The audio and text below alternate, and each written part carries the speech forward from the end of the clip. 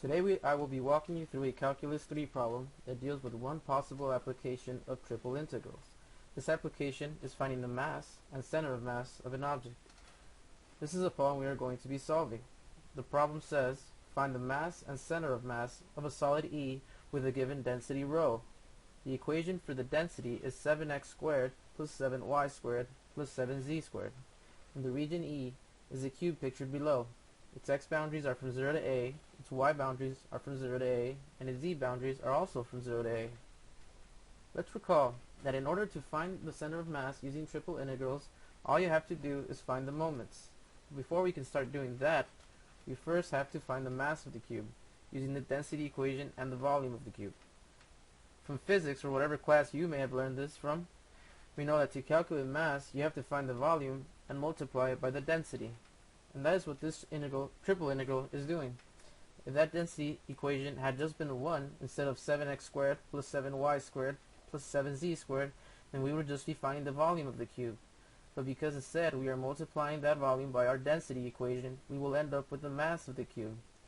After we've found the mass of the cube, we can come back to this page and begin to work on the individual moments. For now, let's continue with finding the mass of the cube. Again, we have to use the equation for density and find the triple integral of the density using the given boundaries for x, y, and z, which are 0 to a for x, 0 to a for y, and 0 to a for z. We are going to take the integral with respect to x first, then with respect to y, and then with respect to z. A is not a variable. We are treating a as a constant, so because the boundaries are all constants, it does not matter how we set up the triple integral. You can start with dy or dz instead. It doesn't matter. Also, we can clearly see that 7 is a constant that can be factored out of the density equation and then multiplied back in at the end of the triple integral calculation, which leaves us with this much easier triple integral. Doing this simple integral with respect to x, we get the following. X squared becomes x cubed over 3, or 1/3 x cubed, because when you take an integral, you have to add 1 to the exponent and divide by the new exponent. We treat the 7y squared and the 7z squared as constants, because we are taking the integral with respect to x. And when we take the integral of a constant with respect to x, all you do is multiply x to the constant. That leaves us with the equation x cubed over 3 plus y squared times x plus z squared times x. And we have to evaluate that at the boundaries for x, which go from 0 to a.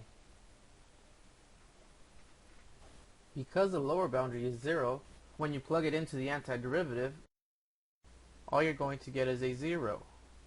Therefore, all we have to do is plug in the upper boundary into every x. The upper boundary is a, so the new equation that we are left with is a cubed over 3 plus y squared times a plus z squared times a. And we still have to take that integral with respect to y and with respect to z. To take the antiderivative with respect to y, we use the same techniques from the previous step and end up getting a cubed y plus a times y cubed over 3 plus a times z squared times y. A cubed over 3 and a z squared were considered constants, so we just have to multiply a y to do the antiderivative. And for a y squared, we have to add 1 to the exponent and divide by the new exponent, which is 3. We evaluate this integral from 0 to a, and again, because the lower bound is 0, we can proceed to plugging in the upper bound, and we can disregard the lower bound because it just gives us a subtraction by 0. After plugging in, we get a cubed divided by 3 times a plus a cubed divided by 3 times a plus az squared times a, which simplifies to a to the 4th divided by 3 plus a to the 4th divided by 3 plus a squared z squared. The final integral is with respect to z. Using the same steps as before, we end up with this integral. A to the 4th over 3 times z plus a to the 4th divided by 3 times z plus a squared times z cubed over 3. Once again, we evaluate at a and disregard the 0 lower bound and end up with a to the 5th divided by 3 plus a to the 5th divided by 3 plus a to the 5th divided by 3. And finally, we bring back the 7 that we factored out before starting the triple integral and simplify. The 3's cancel out and we are left with our mass of 7a to the 5th. This is the mass of the cube.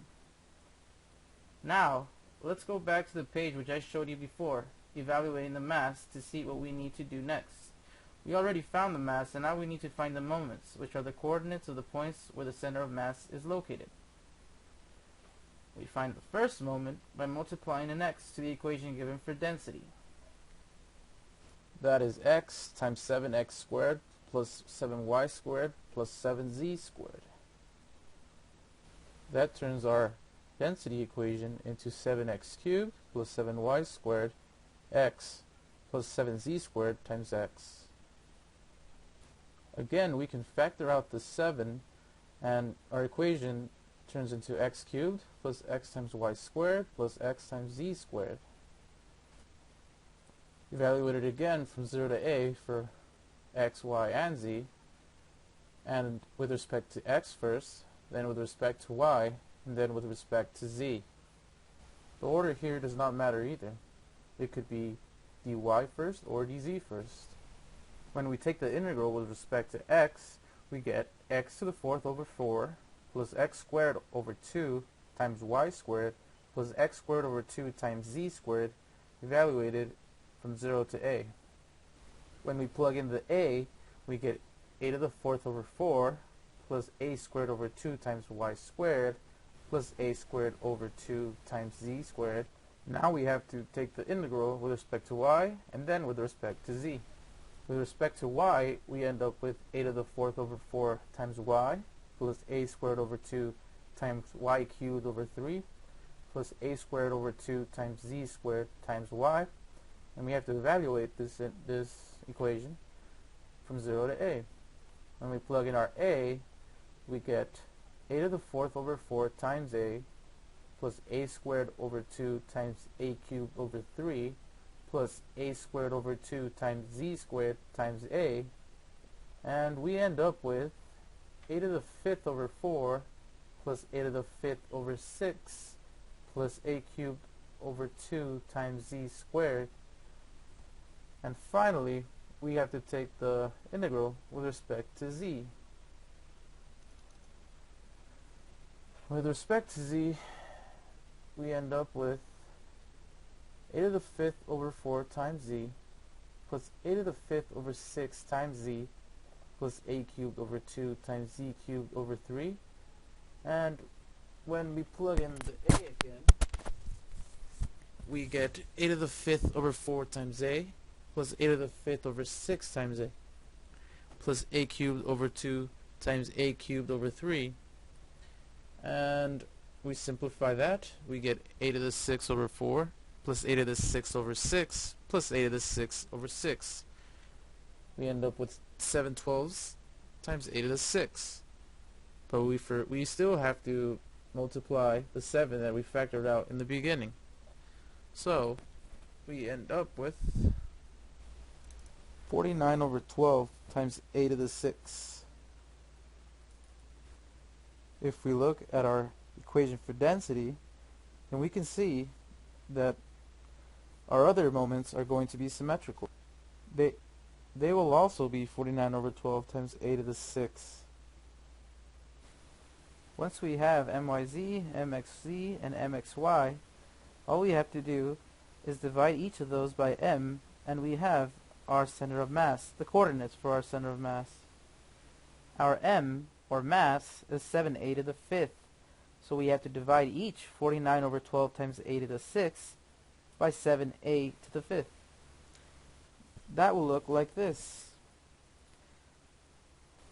And finally, once you simplify everything out, you will end up with the coordinates for the center of mass of the cube. That the coordinates are 7a over 12, 7a over 12, and 7a over 12.